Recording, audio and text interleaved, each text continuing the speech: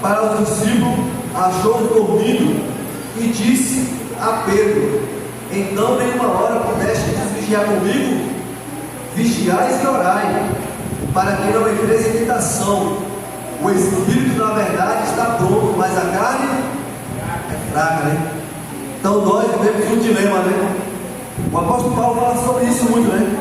Sobre a vida espiritual e a vida carnal, né? Existe uma natureza dentro da gente, uma natureza carnal e uma natureza espiritual, né? A natureza que você mais alimentar é essa que vai vencer a batalha, né? Se você é um cristão que estuda a Bíblia, se você é um cristão que coloca Deus em primeiro lugar, você vai ser vitorioso, né? Mas se você negligenciar o estudo da palavra, se você negligenciar a sua comunhão com Deus, você pode estar se colocando em terreno perigoso.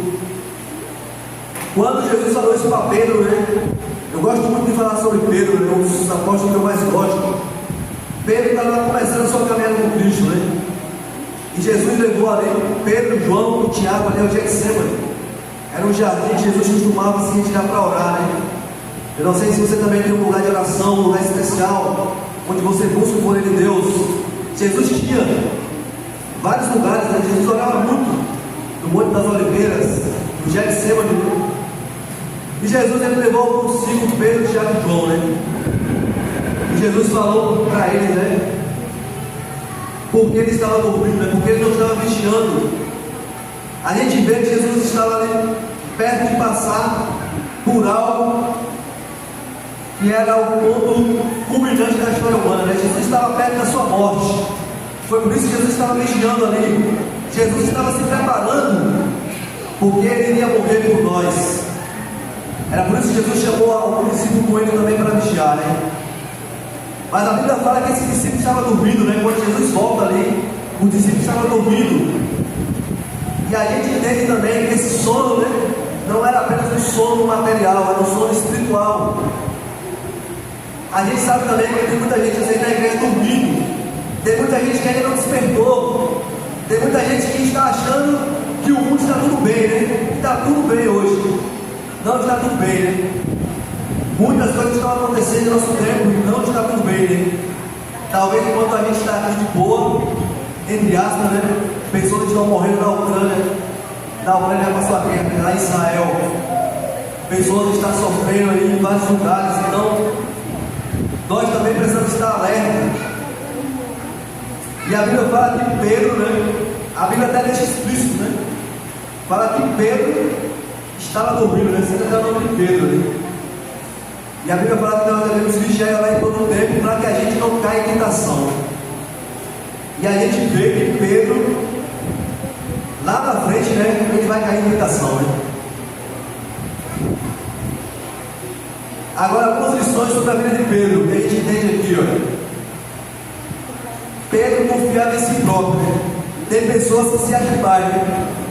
Então não é porque você é um cristão há muito tempo aqui na igreja, não é porque você talvez seja um líder, não é porque talvez você seja um espírito de profecia, que você deva se achar, né, melhor que os outros, né? Então nós devemos tomar cuidado em todo o tempo. E o apóstolo Paulo até fala, né? Você que está em pé, né? Veja para que não caia, né? Todo mundo tem que estar em alerta.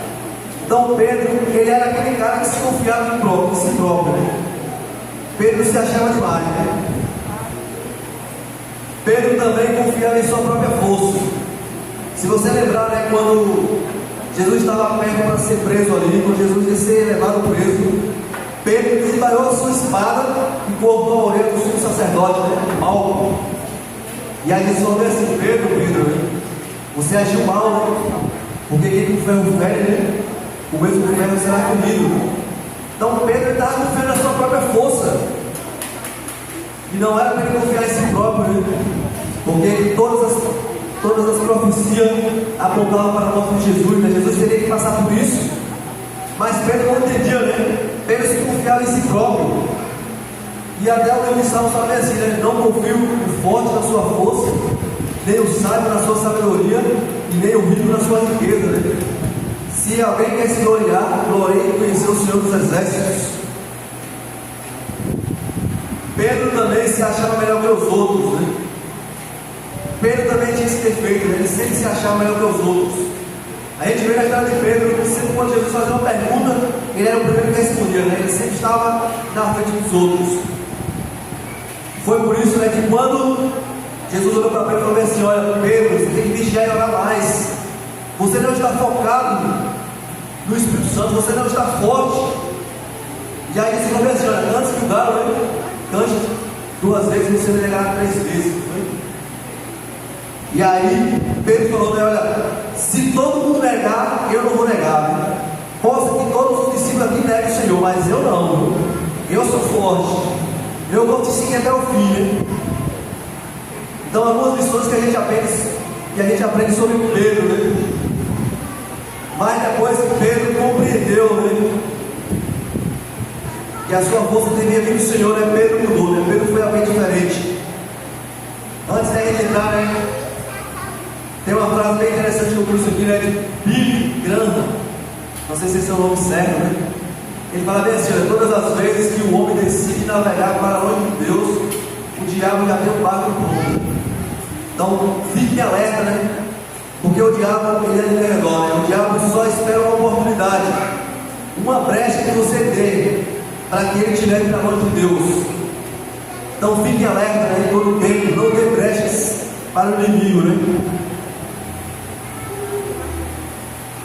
E para a gente, né, finalizar o sermão dessa noite, diz assim: olha, depois Pedro passou a confiar em Jesus, né? Então Pedro entendeu que a sua força não devia vir dele próprio, a força de Pedro devia vir de Jesus. Então Pedro passou a entender isso.